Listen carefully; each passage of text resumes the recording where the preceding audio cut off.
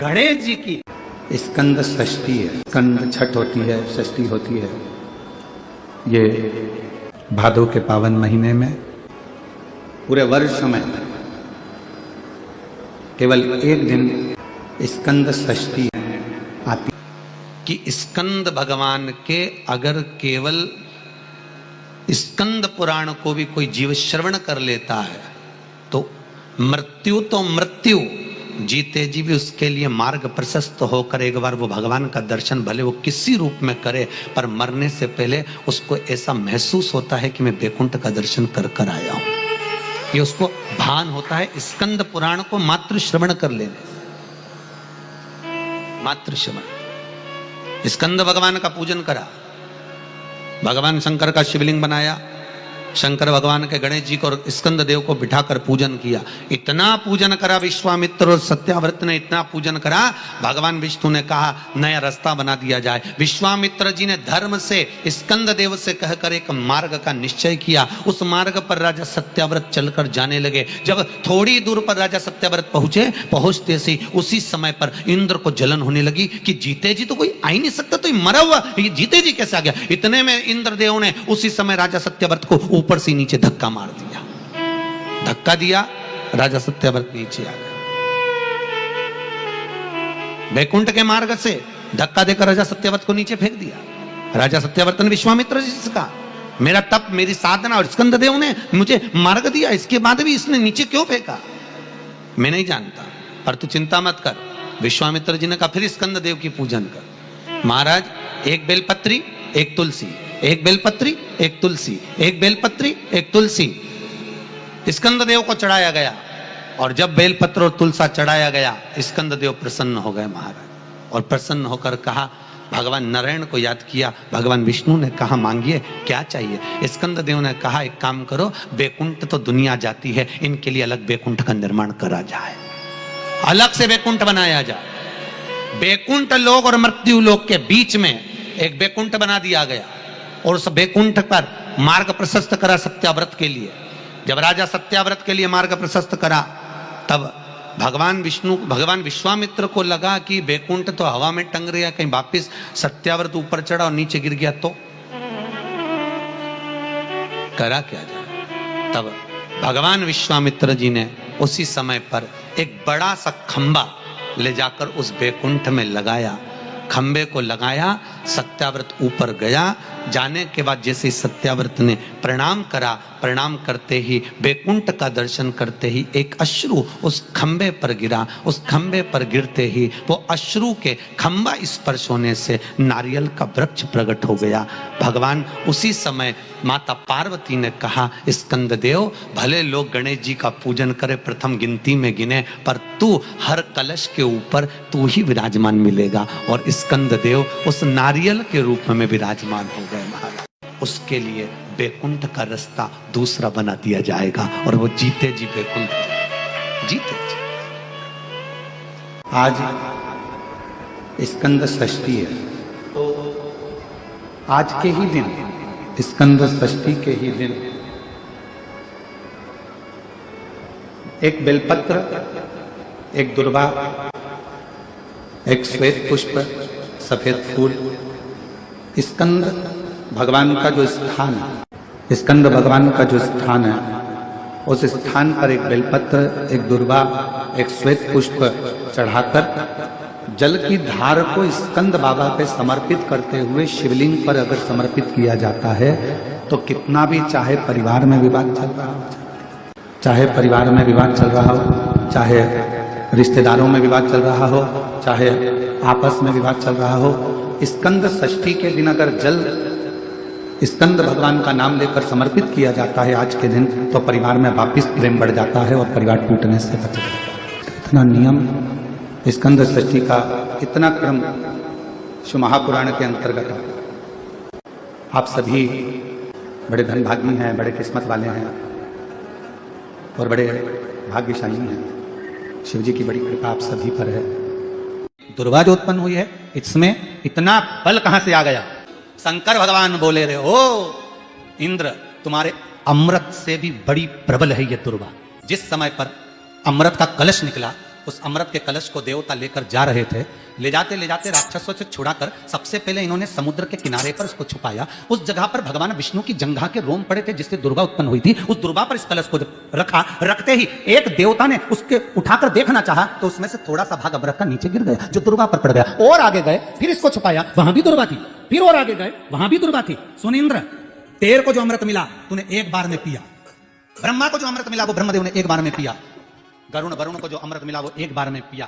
पर इस दुर्गा को जो अमृत मिला वो 5 बार मिला। इसलिए पंच दुर्गा लेकर तू गणेश के पास जा और उसको दे, क्योंकि ये 5 अमृत के कुंड से भी प्रबल है। ये 5 अमृत के कुंड से भी प्रबल है, लेकर जा तू ये दुर्गा। और इंद्र ने दुर्गा दी, गणेश जी को खिलाई। जैसे खिलाई, गणेश जी के भीतर की जो अग्नि थी वो समाप्त हो गई। तकलीफ किसकी जिंदगी में नहीं आती? भगवान राम के जीवन में भी दुख आया, भगवान कृष्ण के जीवन में भी दुख आया। तकलीफ किसको नहीं आती? सबको। इसलिए किसी के दुख को देखकर कभी खुश मत हो। जरा सा किसी के ऊपर तकलीफ आई और सब लोग मिलकर चर्चा करने लगे, अच्छा हुआ, बहुत बढ़िया हुआ, ऐसा तो होना ही था, इसने तो ऐसा करा, अच्छा हुआ। ना, किसी को बीमारी आई, कभी मत कहो कि दूसरे को बीमारी आती है ना तो दुनिया के लोग सोचते हैं कर्म का दंड भोग रहा है, और खुद को बीमारी आई, फिर खुद को तकलीफ आई, फिर खुद को कष्ट आया, फिर। इसलिए कभी किसी की जिंदगी में अगर तकलीफ है तो भगवान से प्रार्थना करना, बाबा इसके जीवन में दुख आया है, भले मेरा बेबी है, कष्ट है, मेरे से लड़ता है, पर बाबा दुख समाप्त करना। जब हम सर्वे भवन्तु सुखिनः की कामना करेंगे ना तो सबसे पहले भगवान सुख हमको देगा, सबसे पहले सुख हमें मिलेगा। इत्र की शीशी खोलिए, दूसरे पर इत्र लगाइए, सबसे पहले इत्र की खुशबू किसको आएगी? जम के बोलो, अपने। हमारा हाथ सुगंधित होगा क्योंकि हमने इत्र की शीशी खोली है। पहले सुगंध हमको आएगी, सामने वाले को बाद में, क्योंकि इत्र की शीशी हमने खोली है। हम जब दूसरे के लिए अच्छा बोलना प्रारंभ करेंगे तो सबसे पहले परमात्मा हमारा अच्छा करना प्रारंभ कर देगा। अच्छा महाराज का शिव महापुराण वर्णन करती है, किसी भी छठ के दिन, चाहे अंधेरी की छठ हो, चाहे उजाले की छठ हो, अगर गजानन कार्तिकेय जी महाराज का नाम लेकर 6 बेलपत्र पर 6 दुर्वा, 6 पुष्प, 6 अक्षत के दाने रखकर गजानन कार्तिकेय बाबा की स्मरण करकर, शिवलिंग की जो जलाधारी है, जलाधारी पर जहाँ अशोक सुंदरी का स्थान है उसी के पास में कार्तिकेय जी का स्थान है। किसी भी छठ पर यदि आप बाबा को वो बेलपत्र, वो दुर्वा, वो पुष्प, वो अक्षत का दाना, स्कंद भगवान का नाम ले, कार्तिकेय बाबा का नाम लेकर यदि समर्पित करते हैं, जिंदगी में कितना भी कर्जा हो, कर्जा 3 महीने के अंदर समाप्त होता ही है। साथ में आपका परिश्रम, साथ में आपकी मेहनत और आपकी दृढ़ता। लोग सोचते हैं कि हमने शंकर जी को बेलपत्र समर्पित कर दी, कर्जा चुकेगा, पर साथ में मेहनत भी करना।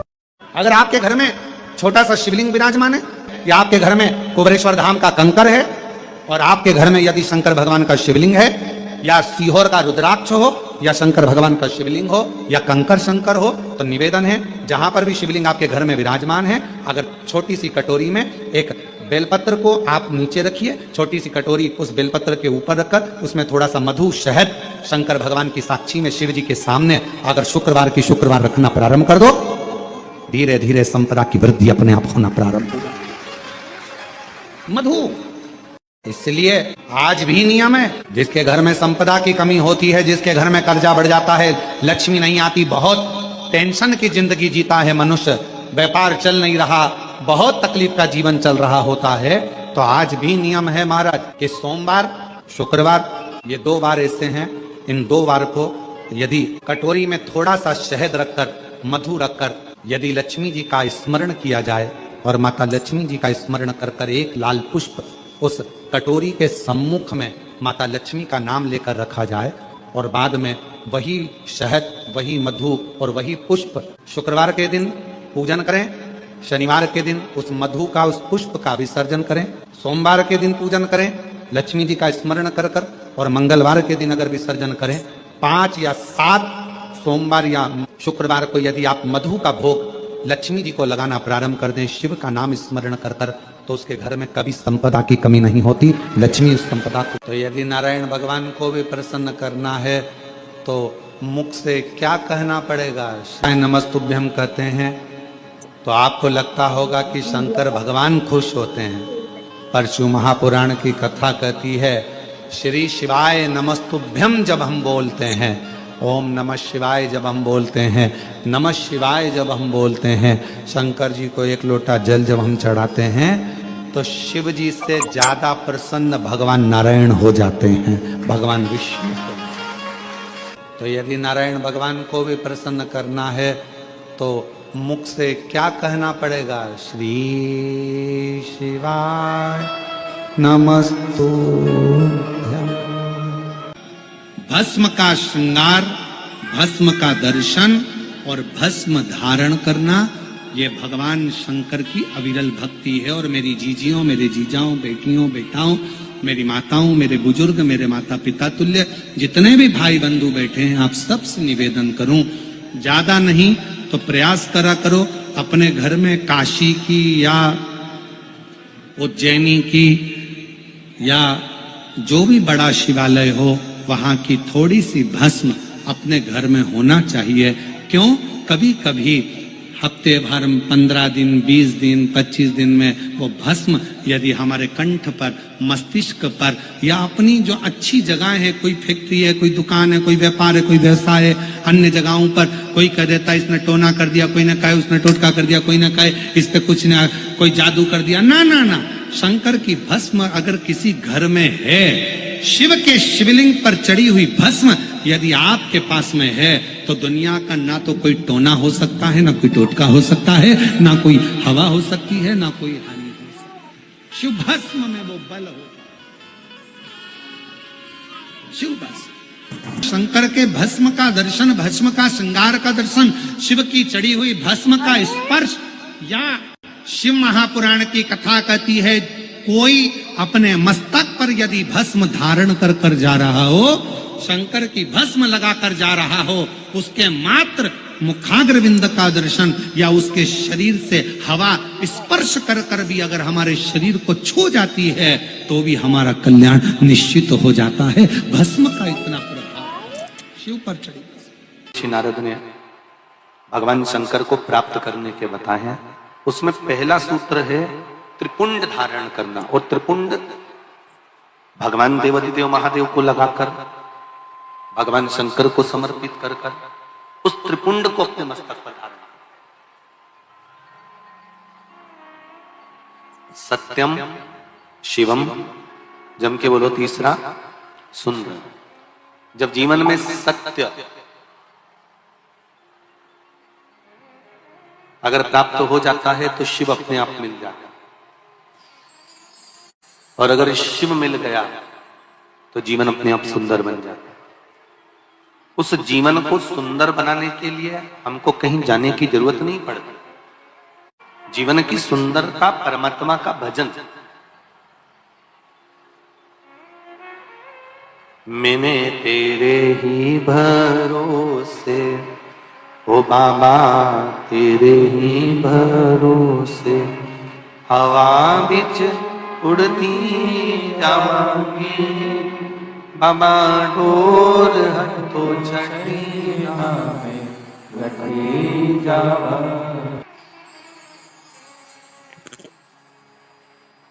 शिव मंदिर में लगाया गया, चाहे भस्म हो, चाहे चंदन हो, हल्दी हो, अबीर हो, गुलाल हो,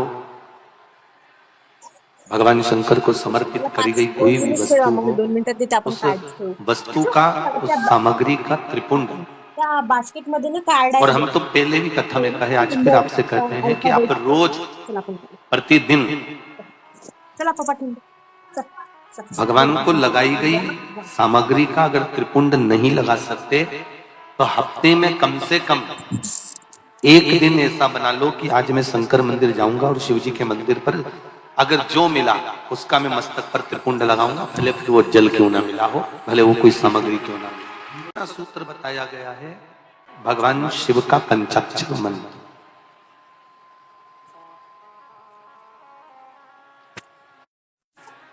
देवऋषि नारद कहते हैं ये दूसरा सूत्र है।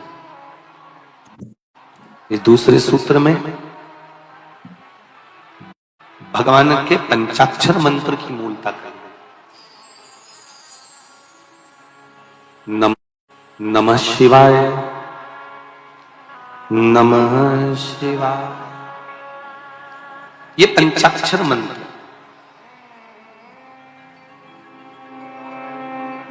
जब इसमें ओम को जोड़ दिया जाता है तो ये षडाक्षर मंत्र बन जाता है, अक्षर मंत्र बन जाता है। स्त्रियां, नारियां, माताएं जब भी मंत्र का जाप करती है ना, जब भी षडाक्षर मंत्र का जाप करती है तो वो पंचाक्षर से चालू करती है। स्त्रियों को, नारियों को, माताओं को जब भी शिव नाम के मंत्र का जाप करना है तो पहले उनको पंचाक्षर से चालू करना पड़ेगा। दूल्हा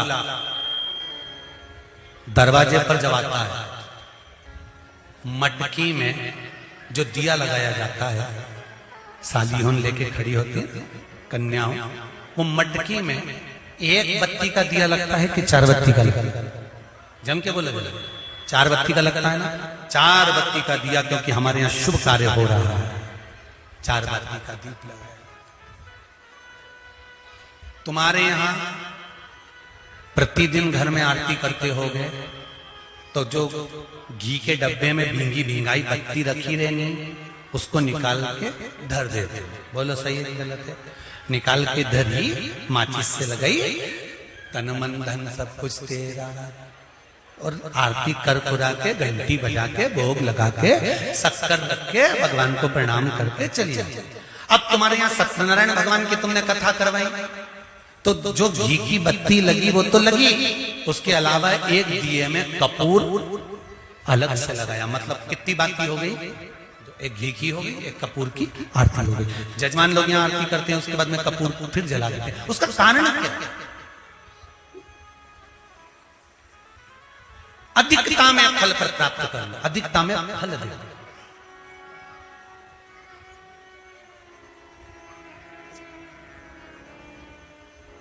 साल, 2 साल, 4 साल, 6 साल में आप भी प्रयास करा करो, पतली पतली बत्ती बनाकर 108 गिनकर घी में जब उसको पूरी बांध लो, घी में भिगोकर रख लो। कोई घर में विशेष कार्य हुआ या कहीं तीर्थ गए, कहीं गंगा जी के घाट पर गए, सरयू, मंदाकिनी, नर्मदा, गोदावरी, छिपरा आदि के घाट पर गए तो उस बत्ती को प्रकट कर कर जलाकर रख दिया। क्या होता है उससे?